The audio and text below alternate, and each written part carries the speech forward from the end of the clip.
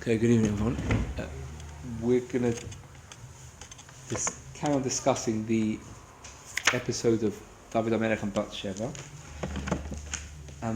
We spent last week talking about the story, the actual events, and how the questions we had on David Hamelech and understanding what exactly he was tested in, what he may have done wrong. He was being told off by Natan Navi. He was told that you've as if stolen someone else's wife. We discussed whether she was married to him to Uriah or not, right? As the Gemara says that he'd given a get. And what we find, the most striking thing that we find is that she eventually stays. She stays as David Hamelech's wife. She stays married to him. So we pointed out from this that the fact is that she couldn't have been forbidden to him initially, otherwise she would have been forbidden to him going forward. So it can't be as it seems, as it's presented simply. However, he was told off for what he did. He was told by Natan Navi that you sinned, and we find he did teshuvah for the rest of his life. Much of Tehillim many parts of Tehillim referring to David Hamelech regretting and doing teshuvah for having taken Sheva when he took her. We find, I think one of the most striking points is that this child that she was originally pregnant with passed away, died. She had another child after that. And this child that she had was Shlomo Hamelech. So we finished off, right? The story finishes off that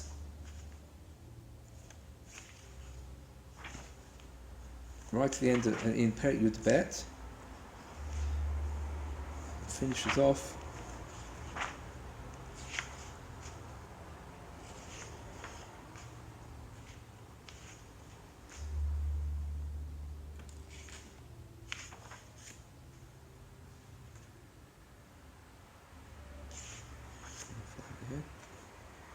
disappeared on me. It's off that she gave birth to a child which was Shlomo and which was also called Yedidia. Now Shlomo HaMelech was the continuation of the dynasty of David. From Shlomo comes the subsequent kings of Yehuda, and eventually the Mashiach comes from Shlomo HaMelech, from David. So this union of Sheva and David was a very holy union in a way, that her being his wife was the one who gave birth to the eventual the father of Mashiach, if you want. So we want to go back now to what we started with in the first year we gave about this, and we mentioned that David Hamelech had asked to be this whole episode came about because David Hamelech had asked to be tested. He had asked to be like one of the Avot. He had said, why are the Avot, why do we mention in the Amidah, Elokei Avraham, Elokei Yitzchak, Elokei Yaakov, and why do we not say Elokei David? Meaning, it wasn't about him wanting his name to be mentioned, like he was jealous that his name wasn't mentioned, that wasn't the point. He wanted to understand, he thought that his level of service of Hashem was on par with the Avot, and that would be expressed by mentioning his name in the Amidah, and he wanted to understand why he's not being mentioned. And Hashem said to him, because they were tested, they brought out the greatness of Hashem with their tests, and you weren't tested. So he went along and he asked to be tested, and in that way he failed in the test that he was given. But what he did is the Chazal tell us that David Hamelech became the fourth leg, if you want, of the Shekhinah, of the Merkava, of the vehicle that brings out the greatness of Hashem in this world. So we have Avraham, Yitzchak, and Yaakov, who were the beginning of the Jewish people, who laid down the path, the way, the structure of how you serve Hashem. Avraham was particularly great with Chesed, And then you have Yitzchak is Givurah. Yitzchak is a Yareh Hashem. Yitzchak was given as a korban. He was prepared to be sacrificed. And Yaakov is a combination of the two. Is Torah. And that between the three of them, we have the whole structure of how we serve Hashem. Well, except that the fourth, that's like 3 legs of a chair, 3 wheels of a chariot. The fourth one is David Hamelech. Say. So in that way, he did eventually become that on par with the Avot in a way. But the fourth one is very different from the other 3. Because in what way was he the fourth? What is his attribute?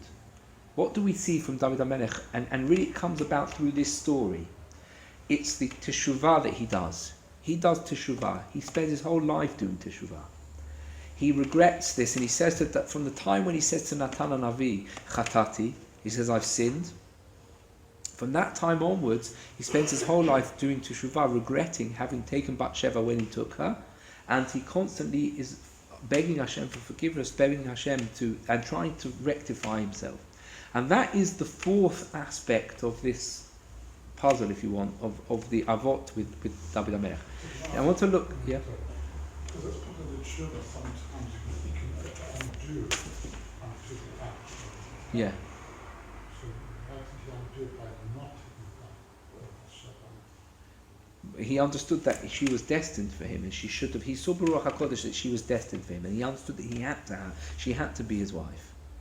So it wasn't. It wouldn't be a rectification by getting rid of her. She was destined for him. She was the neshama who needed to be married to him. He just got the timing wrong. So that wasn't. But he did spend his life doing teshuvah. And I want to look at the Gemara. If you look at number 2, the Gemara in Shabbat describes about how his teshuvah came about, how it played out. The Gemara in Shabbat says, Da'amar Rav Yehuda Amar Rav. Rav Yehuda says in the name of Rav, my dichtiv. What does the pasuk mean in Tehillim? It says, Aseh imi ot letova v'yir'u sonai v'yavoshu. Right? So Tehillim we say often. He says David HaMelech says to Hashem, Aseh imi, do with me, make with me ot letova, a sign for good. And v'yir'u sonai, those that hate me will see. V'yavoshu, and they'll be embarrassed. They'll be silenced. Right? See, what's he talking about? What's he asking Hashem for? So the Gemara explains. Amar David, David says before Hashem, Ribono shel olam, Hashem, meholi al oto avon. He says to Hashem, forgive me for that sin that I did, this sin of Sheva. Amar lo, he says, Hashem said to him, mahul lecha. I've forgiven you. I don't hold it against. It's fine. I forgive you. This is after years of doing teshuvah. He forgives him. Amar lo, so David HaMelech says to him, Aseh imi ot bechayai. Do a sign for me in my life that you can to show that I've been forgiven. When we have stuff like this, is it that it took place in a dream? Is there it happened, or is it just completely abstract? It could, maybe he was praying for it. Could be. I mean, how did this conversation take place? Or is it like taking well, place? David HaMelech had, but he had nevuah, so it could be that it could have been an actual conversation. It could be a conversation, or it could be it was a dream, possible, or it could be he had sort of. Sorry. Yeah, the gift. A gift. Yeah. Well, it could be he was speaking to Hashem. He had a conversation. It could be Ruach HaKodesh, means inspiration, meaning that he spoke it. He's like as if a tefillah, and he felt that's what Hashem's saying to him. Maybe that's also possible. It's not clear how it worked. Amalo, so Hashem said to him, "Behayecha ani modia, behayesh Shlomo bincha ani modia." In your life, I'm not going to show a sign I've forgiven you. In the life of your son Shlomo, I'm going to. Let's just ask a question. What does it mean to show a sign? What did you want with a sign? What's the sign for?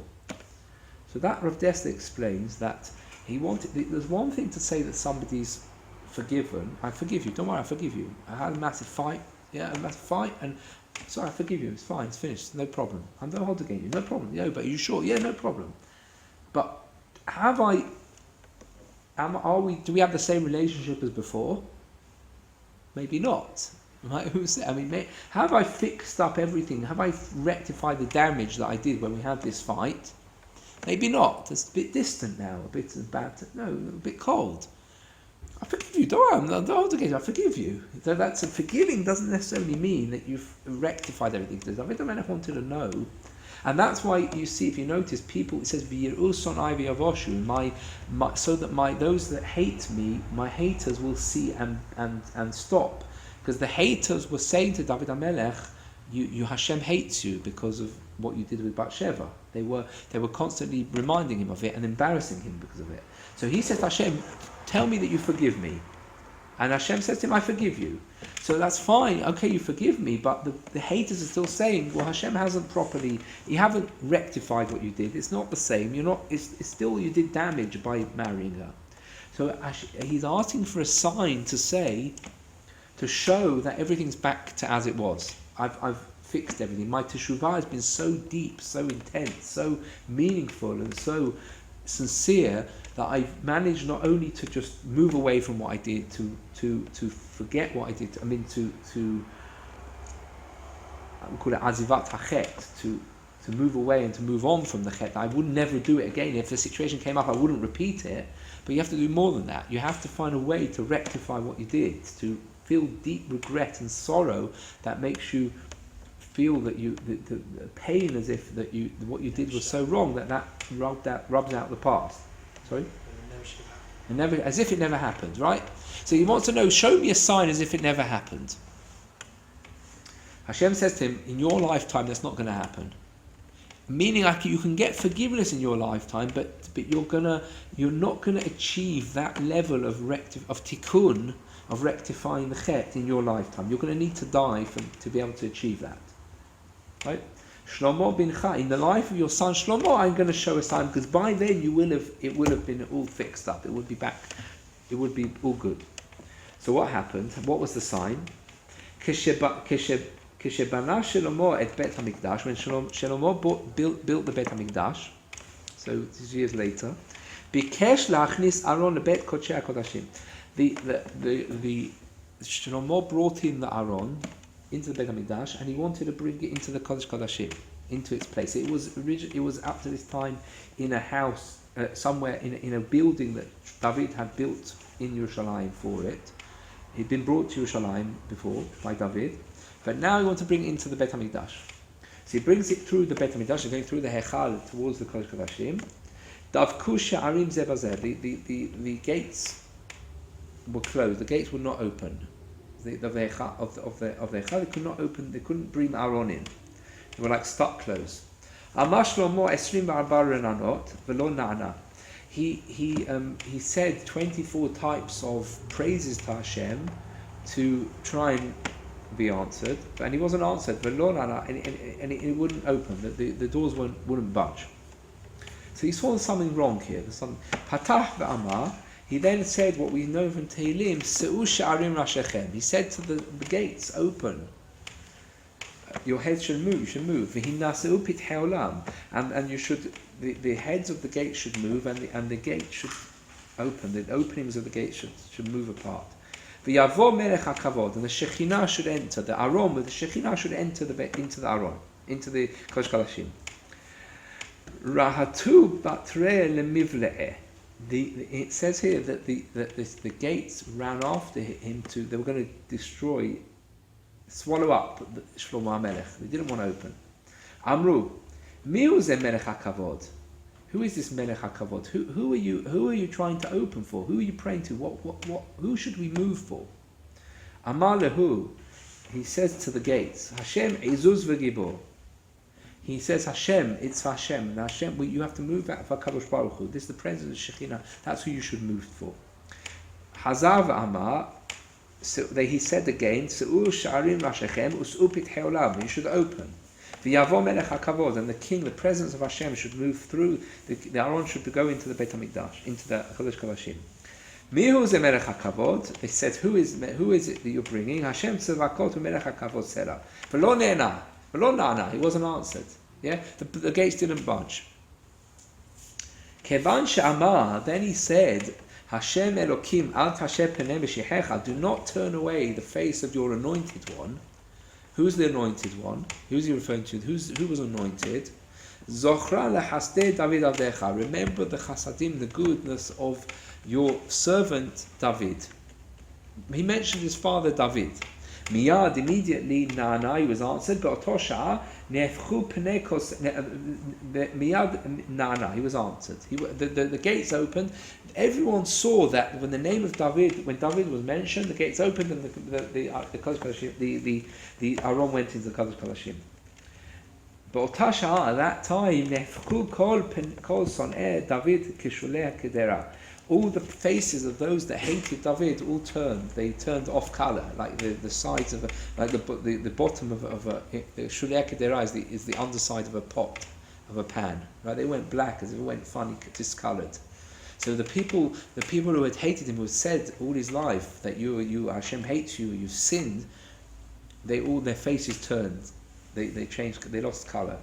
V'yadu kol ha'am, and the people knew v'chol Yisrael shemahalu HaKadosh Baruch Hu al oto avon. Then people knew, the whole of the nation knew that Hashem had forgiven him, had completely wiped out that sin. So there's one thing that he said, I forgive you, when he was alive, but it came to a time after his death where Hashem had forgiven him completely. So here we see that the koach, the power of the teshuvah of David Hamelech. David Hamelech had the power of teshuvah. And this teshuvah is the attribute of David Hamelech. As we say in Tehillim, we say in Tehillim, the Tehillim Perek Nun Aleph says, Namatzeach Mizmor LeDavid, Bevo Elav Natan HaNavi. When Natan HaNavi came to him, that's what we heard last week, right? When Natan HaNavi came to him, Kasher Ba El Batshava, when he had been with Batsheva, right? This is Tehillim Perek Nun Aleph. This is what the Tehillim that David HaMelech wrote about when Natan HaNavi came to tell him off. And he says in this whole Tehillim is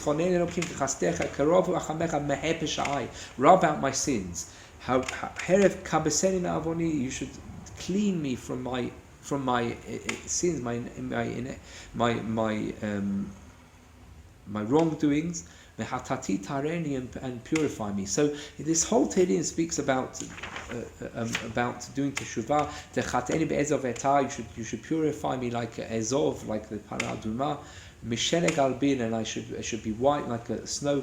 So the whole Tehillim is about that, and that's really one of the main attributes of David HaMelech is doing teshuvah. And that came about through this maaseh. So I want to understand what is the structure here. Why do we need teshuvah? Why is teshuvah considered to be the fourth leg? As if you've got the avot and then you've got David HaMelech, and why is that the precursor? Why is that a preparation for David HaMelech being the Mashiach coming from David HaMelech? Because what's happening is that Mashiach comes from David HaMelech because he is the one who does teshuvah. And why is that? We could understand it that David HaMelech happened to do teshuvah. Now he could be the king of Mashiach because he did teshuvah. So he fixed up whatever he did. But it's more than that. The attribute of teshuvah is what is needed to be the fourth piece in this puzzle. And let's look at the Gemara number 3. Have a look at number 3. Gemara in Avodah Zarah. It says a very interesting thing. This is a very deep point in what I was saying, which I don't think understand properly. It's something that really needs a very, very deep understanding, but we can maybe get a sort of a sense of what the Gemara is saying. The Gemara says, Da'amar Rabbi Yochanan, Mishun Rabbi Shimon ben Yochai. Rabbi Yochanan says in the name of Rabbi Shimon ben Yochai, so you know something coming, Rabbi Shimon ben Yochai says it, so it's going to be something quite deep. Lo David ra'ui le'oto ma'aseh, v'lo Yisrael ra'uyin le'oto ma'aseh. The Gemara compares two incidents, two avirot that were done. David with Batsheva, that David HaMelech was not ra'ui, he wasn't fitting for him, it wasn't really appropriate, or it didn't really make sense that David would do such an act, and Yisrael were not fitting, were not the type of people who really would do that act. Which act is it referring to? Which act does it mean? The Egel, right? The Bnei Israel were not ra'uyin l'oto ma'aseh. The Gemara is going to explain how so. Lord David ra'u l'oto ma'aseh, that David would not really have done such an act, meaning it wasn't in accordance, it wasn't in line with David HaMelech's level. David HaMelech ordinarily would never have done such a thing. However, the pasuk says, "Dichtiv ve'libi halal bekirbi." My heart is empty inside me, meaning that what I've done is not really what I normally would do. The the Rashi explains it means that halal means that in my heart the Yetzer Hara was running havoc, wreaking havoc, was running riot, was doing whatever he wants, which would not normally be like that. V'lo Yisrael ro'yin oto ma'aseh, and Yisrael were not befitting to do this act. Dichtiv mi yiten v'haya levavam zeh lahem liyir'a oti kol hayamim. Hashem says that halavai, that they would have fear for me all the days, like they should be when they go into Eretz Israel. So you see, Bnei Israel were a fearful nation. We had yirah. So how could we do this? How could we worship the Egel? How could David Hamelech take back Sheva? Ella, lama asu. Why did they do it? Lo ma'alecha, to show you. She'im chata yachid. If an individual does a sin, omrim lo, we tell him kalach etzel yachid. Go to a yachid. Don't think you can't do teshuvah. Go and look at David Hamelech and see that he did a teshuvah. If he can do teshuvah, you can also do teshuvah. V'im hatu tzibor, and if the whole nation do a sin, if a whole community do a sin, omrim lo klach etzel tzibor. Go to the community, the door, the nation of in the desert who served the Egel, and look what they did. They did a sin, but they did teshuvah for it. So it's very interesting. What does that mean? What does this mean? That they were forced. They did a teshuvah. How do you understand this, Yosef? What's happening here?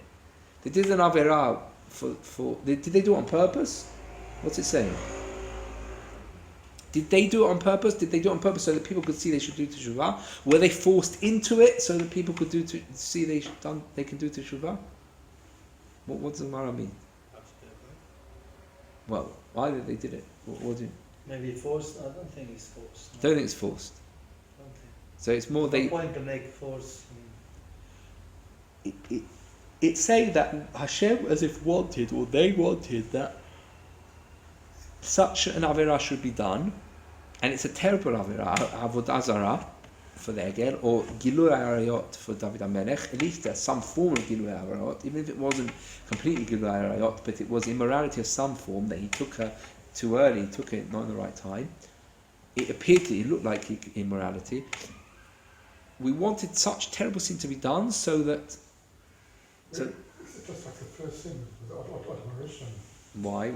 That's very important. It's very important you're saying that. Why? Because he analysed these human logic that it's better to bring himself down, so that as a person as well to do tshuva, to raise up. So I'm saying quite the idea. Where are you saying this from? This is not the Psukim don't say this.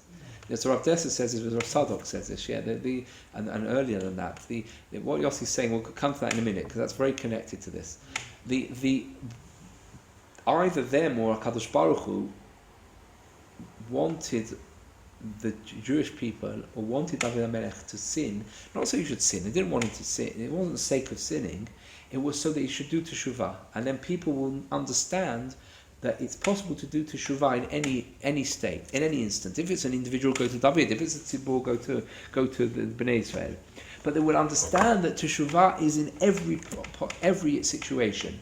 What does that mean? It means that he is, as Chachamim say, he is hored derech teshuvah. He showed that there's a way of the teshuvah is possible.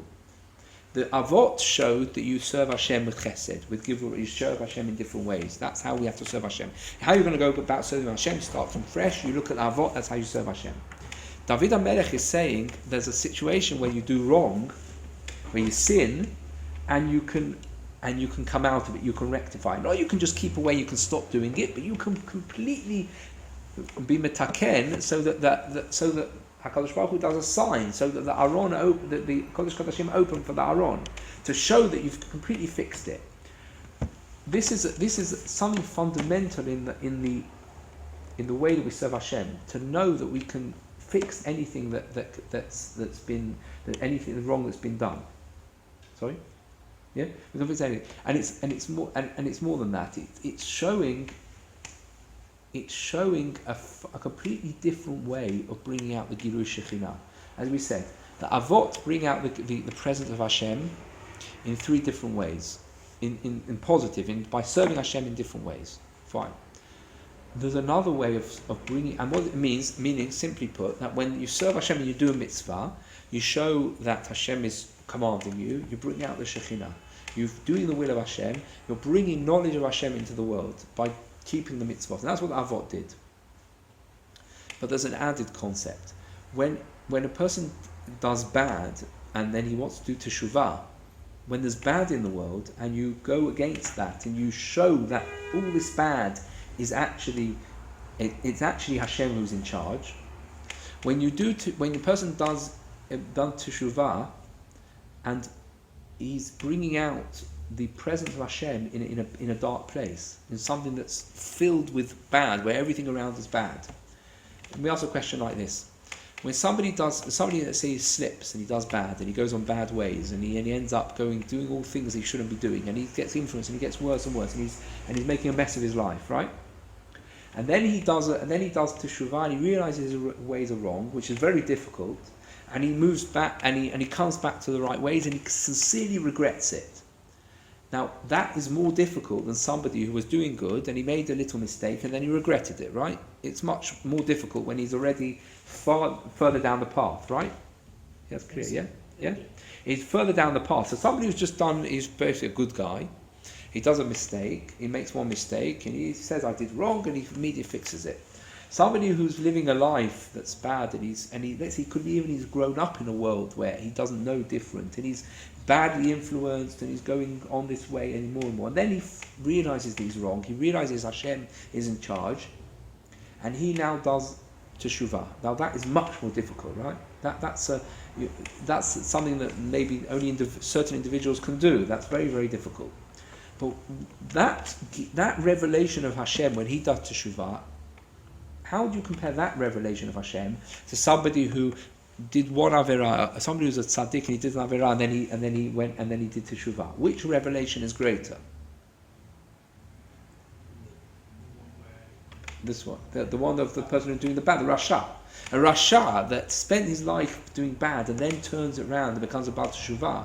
The Gilush Shekhinah there, because he's showing that the effort that he's making is far greater, and therefore the Gilush Shekhinah that comes out is far, far, far stronger. That's why it says by Avraham Avinu. It says Avraham Avinu was when he served Hashem, he didn't have a background. Wasn't brought up with frum. He wasn't brought up religious from Avraham Avinu. His house was the house of Avodah Zarah. His father wholesale made Avodah Zarah. He taught people about Avodah Zarah and he sold Avodah Zarah. Right? He says Avraham Avinu, after serving Hashem, was Natal Schar Kulam. He took the 10 generations from Noach to Avraham, even from Adam to Avraham, 20 generations. He took the merit of all those generations. He got the reward of all those generations. Right? How so? Because the more that those generations before him, the more that the people before him went away from Hashem and worshipped Avodah Zarah, and the deeper their rishut was, the deeper the bad, the evil, the harder it was for Avraham Avinu to do right, to see the right. The deeper they were, the further away from Hashem. He was born into a world where there was no mention of Hashem. There was far from HaKadosh Baruch Hu. You talk about Hashem, no one even spoke about such a concept. So for him to come to realization of Hashem after 20 generations going deeper and deeper away from Hashem was a much greater revelation of Hashem, and he took the merit of them because what their evil ended up being a merit. Their evil ended up being a cause for him to be doing a much greater Kiddush Hashem. So in effect, it becomes the bad. The evil there, the rishut before, in effect becomes a tool for bringing out Kiddush Hashem, for bringing out Gilush Shekhinah. He also heard the voice of Hashem. No, only after he decided, later in his life. Till 75 years old, he did not hear a voice of Hashem. He decided at the age of 3 that he believes in Hashem. He worshipped for 75 years, he served Hashem basically. 72 years, he served Hashem without any outside confirmation at all. And everyone in the world tell you he's mad. He stood on one side of the river and the whole world stood on the other side of the river. He was against the whole world. They were absolutely mad. You're dreaming. You're talking about something that doesn't exist. Complete rubbish. You're making up something. You're absolutely mad. We worship Avodah Zarah. We're doing everything we want. And he persevered without any confirmation at all. The strength of character that he had is unfathomable.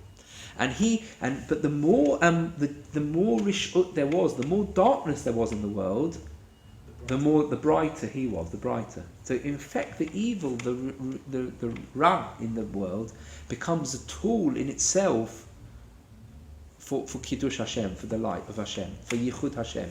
This song, the Da'at U'Tevunot, the Ramchal talks at length about it. The Da'at U'Tevunot basically speaks mostly about this concept. He goes into great depth about this, which I don't understand very much of it. I'm just saying the basic idea of what I'm saying now. But this is the basic concept that the Yichud of Hashem, the final Tikkun, is dependent on the world going deeper and deeper into darkness. And therefore the contrast of that is what brings out the Kiddush Hashem, because you have to fight against it. And that's what brings out the Girush Shekhinah. David Hamelech is that concept. David Hamelech is after you've got what you need to be doing in theory, the Avot, the correct way, which they did, but then you have a nation who come along and sinned at their Egel. They carried on doing sins. David HaMelech is the one who says that you can sin and you can then do teshuvah for it. You can do bad and you can come back and do teshuvah, and that bad becomes. If somebody's done ra, he's made a mistake, he's done an avera, and then he looks back on himself and he realizes his mistake and he realizes he's wrong and he completely does full teshuvah. He's brought out a completely different type of revelation of Hashem. He's brought out he's shown that the bad that he did was actually an inspiration for him. It actually made him work to overcome it, to rectify it, and get him to a place that he never was before. That's what it says. But Makom Shabal Teshuvah Omed, the Tzaddik Gamor cannot stand. The place that a Baal Teshuvah gets to is somewhere that a complete Tzaddik cannot get to. Because a Baal Teshuvah has gone against all the bad that he was doing, and he's used that as a stepping stone now to inspire him to be good. And he's got to a place that's hard. He's worked much harder. He's worked against that. David HaMelech is that. You mentioned Adam HaRishon. I wasn't sure whether to bring this in or not, but Yossi's mentioned it, and therefore I'll mention that as well.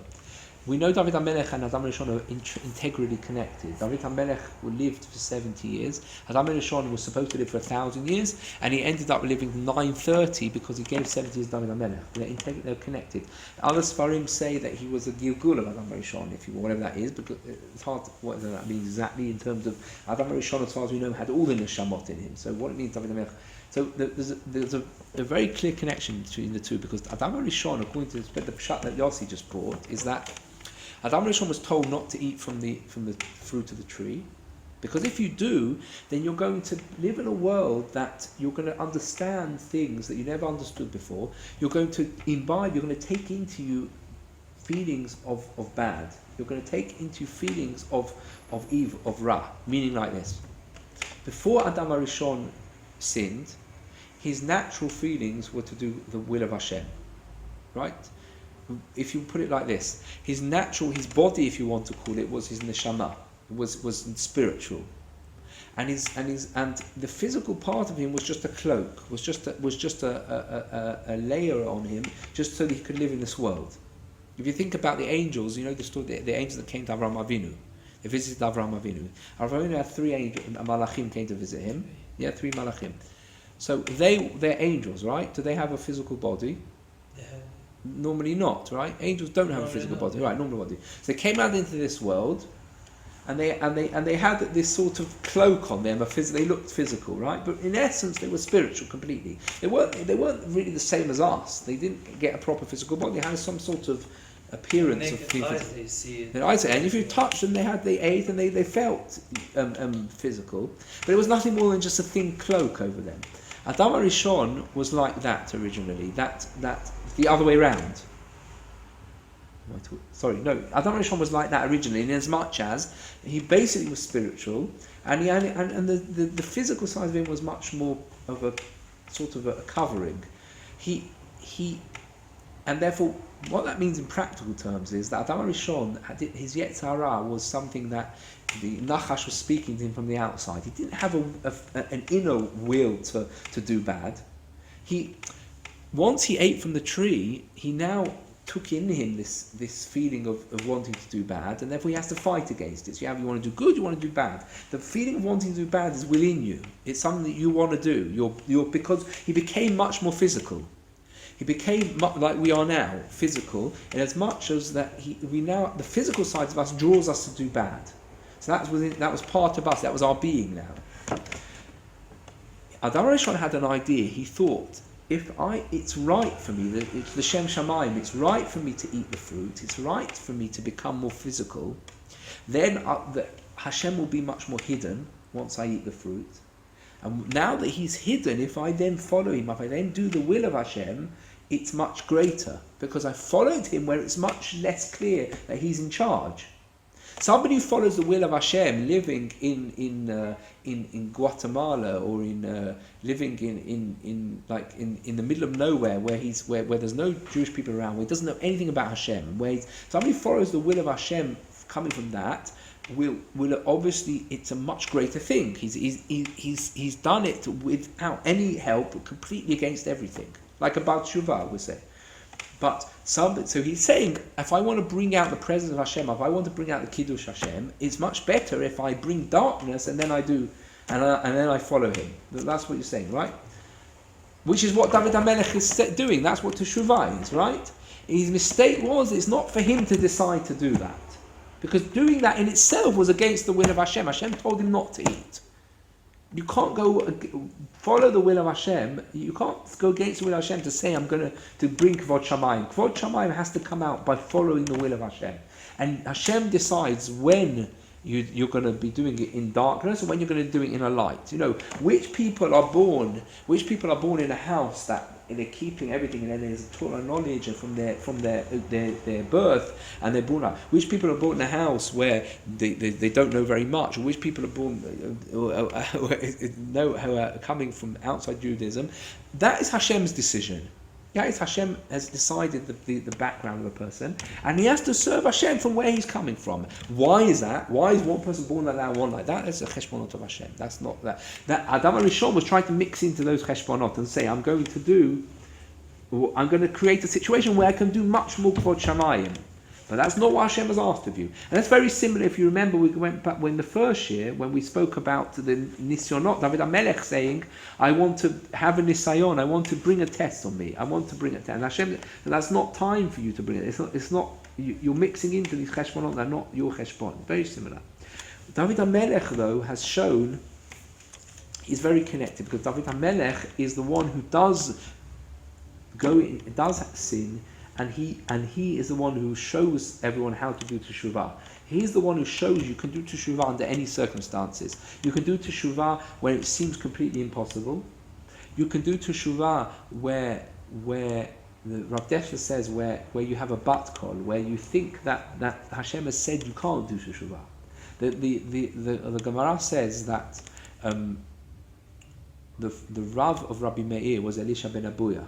Right? Elisha ben Abuya is known as Acher in the Gemara many times, because he started off as a Talmid Chacham and he ended as denying Hashem, denying he left Avodat Hashem.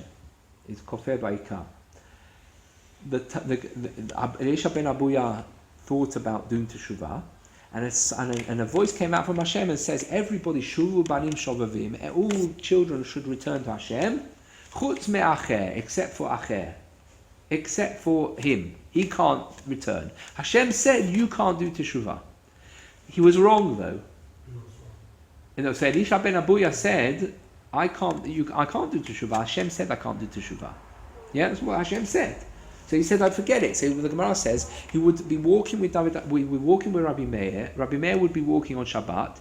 Elisha ben Abuya, who was his Rav, would come along next to him on horseback, and would say to him, you're not allowed to go any further. It's the end of the Tuchum Shabbat. So I'm not keeping Shabbat. I can't keep Shabbat. I can't do Teshuvah.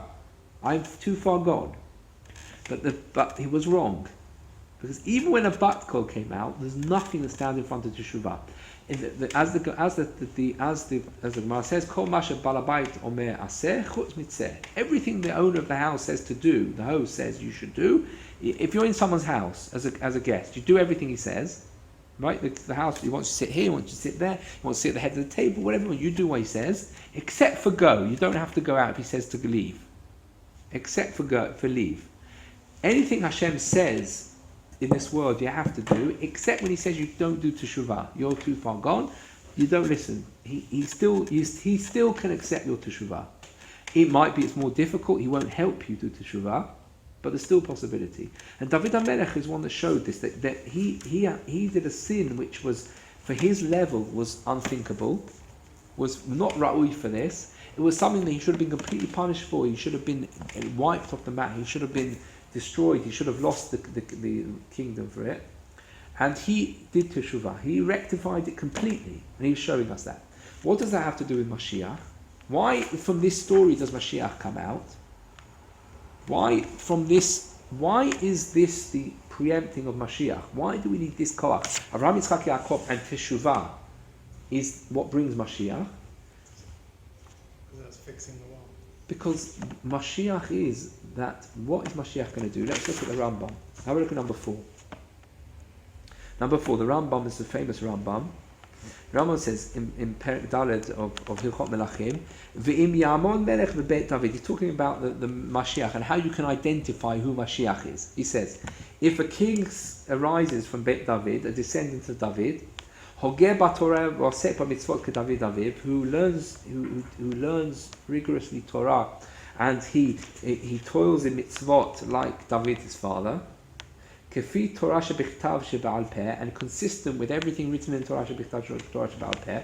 So it means he's a tremendous Talmid Chacham, first of all. He's sincerely committed to Torah mitzvot, in everything consistent with Torah shebichtav Torah shebe'al peh. And we see that this man, who's a descendant of David, Yachof Kol Yisrael Elech Ba'ul Chazek Bidka, he is somebody who seems to have an influence on everyone. He manages to bring everyone to follow Torah, and Chazek Bidka means to tighten up its breaches, where things that have been when Torah that's not being kept, he will rectify it. V'ilachem milchamot Hashem, and he'll fight the wars of Hashem. He means he'll fight people against Hashem. He will go out and he will influence people. Harezeh b'chezkat Mashiach. You see, here we can assume he's Mashiach. And look what he says now. Im asav itzliach, if he manages to do this, so he's very successful in influencing people. Ubana mikdash, and he builds the Beit HaMikdash. Bimkomo, in its place. So the Mashiach hasn't been revealed yet. He's somebody who we think probably is Mashiach, and he goes and builds the Beit HaMikdash in its place on Har HaBayit. The Kibes Nidhei Israel, and he manages to gather the scattered of the lost of Israel. Harezeh Mashiach bevadai. He's definitely Mashiach. That's Mashiach. So what does it mean? Somebody who what's the Rambam saying? Somebody who's Yachof Kol Yisrael Elech Bat. He's somebody who's immersed in Torah, and he brings Bnei Israel to Torah.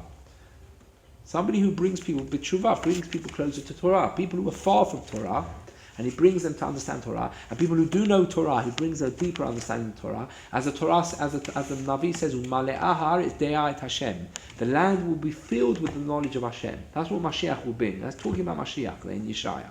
And then look at the wording here. The Rambam finishes off and says, "V'taken et ha'olam kulo la'avod et Hashem biyahad." He will fix the whole world to serve Hashem together. And remember, what is this world? Is this a world where everyone's tzaddikim? Is this a world where everybody is either Jewish or loves Jews?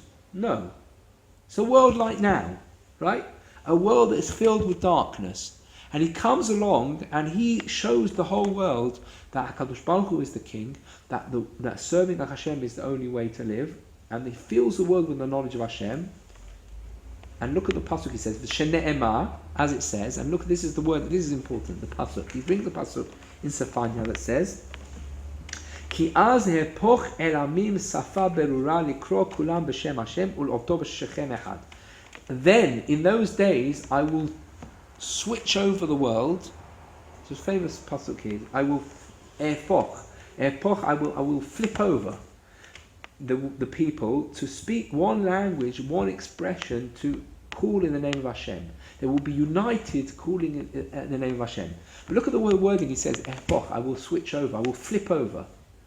Meaning that the Mashiach will take a situation where there's darkness, where there's distance from Hashem, where people who are sinning, and that very darkness becomes a tremendous Kiddush Hashem. Because people who were living like that, realizing that Hashem is one, realizing that Hashem is the only way, the darkness that was there has become a vehicle, has become a possibility, has become a contrast for the light of HaKadosh Baruch Hu, for the light of Gilu Shekhinah. That's what the Mashiach is going to do, exactly that. What David HaMelech did as an individual, the Mashiach is going to do that to the whole of Klal Yisrael. He's going to bring the world back b'tshuva, from the depths of the darkness. And that is the fourth. The Hashem, it wasn't enough for HaKadosh Baruch Hu to show us the three aspects of serving Him, Avraham, Yitzchak and Yaakov. He wanted a world where we go into the depths of darkness, we go into there's averot, there's sinning, there's distance from Hashem, and that very darkness is what is going to bring out the Gilu Shekhinah. Not that it's for us to do that, for us to say we're going to sin and therefore I'm going to do teshuvah, chas v'shalom. It's only for HaKadosh Baruch Hu to decide that. And therefore you'll find, just to finish off, implying that those sins had to happen. well, the Gemara says it about the Egel and about David. Right? So whether you can say all the sins had to happen as well, that we can't really know that. There are those that say such ideas. There are some that say that. But it's very, very. I don't want to say that out explicitly because it's very difficult to. It's a very difficult concept. On like I suppose part of being forced to do certain things. Why? How so? Sins that had to happen. Why did they have to happen in his case? Because in his case, his heart was turned. For whatever reason, they had to happen. Yeah.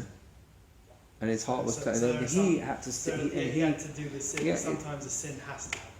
Sometimes, or Hashem sometimes wants wants the darkness so that. So in that case, the actual sin, the real thing that, like we said before, that David did wrong was asking in the first place. Yes, that's like Adam Rishon. It's the same thing. Yeah. Isn't there an idea as well that with Adam Rishon, that if he waited to eat the fruit until Shabbat? Yes. He would have. That's what. Yeah. The Zohar says that. Yes. If he would have eaten, he would have made kiddush on these grapes. Yeah. Yes. So then that's so like. What would he have done? I don't know how that would have worked. But that's like David. He did it too early. Yes. Yeah. There's a parallel. Very much a parallel. So the Rav Deshler says something very interesting that. This concept. This he brings this in line with a similar concept, with another concept. You can look in the Torah and you can ask a question: why is it that all these things came about? Through many of these things that built towards Mashiach, pretty much the whole line coming towards Mashiach, all came about through sort of underhand and clandestine type of situations. So Yaakov stole the brachot. Yehuda Tamar, she thought she was a zonah when he met David and Bathsheba, Ruth and Lot, right? All this underhand ways, right? So the Chazal say, the Rav Deshler quotes Chazal that say it's like a trick for the Satan. The Satan, if he sees the Mashiach developing straight out, then he wants to stop it. If you see something good happening, he wants to stop it. When he thinks something's bad, when he sees that they're doing it, that David is doing a sin with Bathsheba, and he sees this is all bad, when he sees that Yaakov is stealing the brachot, and he thinks it's bad, so he doesn't try to stop it. That's what we say. So the Rav Deshler explains that in a very deep way. Well, that sounds funny, like it's some sort of trick to the Satan. What does it mean exactly? He explains it in a very deep way, very connected to what we're saying. When somebody's doing something good, when you're serving Hashem, you feel good, right? It's feeling of pride that I'm serving Hashem. I'm doing something good. So it's beautiful. You're serving Hashem, you're doing right, but there's one danger. What's the danger there? What's the danger with that? When you feel I'm doing good, I'm doing right, it's excellent. What's the danger in that? Gava. Yeah? There's a danger of pride, of haughtiness, that I feel I'm doing something good. Sorry? It's not good to... You're feeling pride of it, and that's the problem. That's the problem. A person... You can do all the mitzvot, but as soon as you think that you're someone, you're not an anav, you think that you're an entity of your own. I've got the ability to do it. I'm serving Hashem. I've got the the power to serve Hashem. I have power. That's kochi v'otzim yadi. And that is the opposite. Now you've made your mitzvah worthless, because the purpose of the mitzvot is that person sees that Hashem is the king, that Hashem is in charge of everything, gives power to everyone. And as soon as you start thinking, I did the mitzvah, I'm someone, I have the power, you lost it. So you can do the mitzvot, you can do Avraham, Yitzchak and Yaakov, you can serve Hashem beautifully, but as soon as you think that you're someone doing it, you're a person, you're a guy, you're a strength, you have power, then it's not worth anything. What Hashem does is, in the case of the Mashiach is, and this is really for everyone, He creates Mashiach through something that looks like a mess, that something looks like a bad, it looks like it's regrettable, it's a whole bad way of coming about, it's a whole, it's a balagan, yes, it's not, it's nothing to be proud of. I was proud that David came from that Lot was with his daughter, and from Lot came Ruth, and Ruth is the Mashiach. Well, to be proud of that. That Yehuda is going in the marketplace, and he sees this woman he thinks is a zonah, and he goes with her. You're proud. It looks horrible. It's ugly. It's nothing to be proud of. So you did that. So it ended up that the Mashiach came. Mashiach is born, but there's nothing to be proud of. The Gava is gone. It's all from Hashem. And that's the way you can do teshuvah. A person does teshuvah, he realizes that his heart is smashed and broken when he's coming to teshuvah. He's doing the mitzvot now, but he's doing the mitzvot with a broken heart, where he doesn't feel that I'm doing anything. I did it, I don't feel I owe myself any thank you, no pat on the back. And therefore you understand that any power you have is coming from Hashem. You took away the gava. That's what it means by tricking the Satan. It means the Satan can't come in and say, there's ga'ava here. There's ga'ava, and therefore the whole thing's worthless. There's ga'ava, and therefore you're not seeing Hashem. It comes about in a broken way, then the Satan doesn't see that these people think they're doing anything special. So he's not the katrig. There's nothing. You're completely subservient to Hashem. And that's the inyan of Teshuvah, that's the inyan of David Hamelech. And from that comes the Mashiach, and that comes the ability to rectify everything, to bring the world to where it needs to be. And that is the fourth aspect of Teshuvah. And that has to come through this story. That's why Shlomo HaMelech was born from here. Because the one who built the Beit HaMikdash, the one who brought the Shekhinah into this world, Shlomo HaMelech, the one who eventually will be the forefather of Mashiach, is the one who came about in this sort of underhand and almost looks embarrassing way, because we have to realize that it's not us. We have our power from HaKadosh Baruch Hu, and He is the King, and we are completely under Him. And then Zat Hashem, we should come to the time when we'll see the Mashiach come. B'Rabbi Amenu. Amen.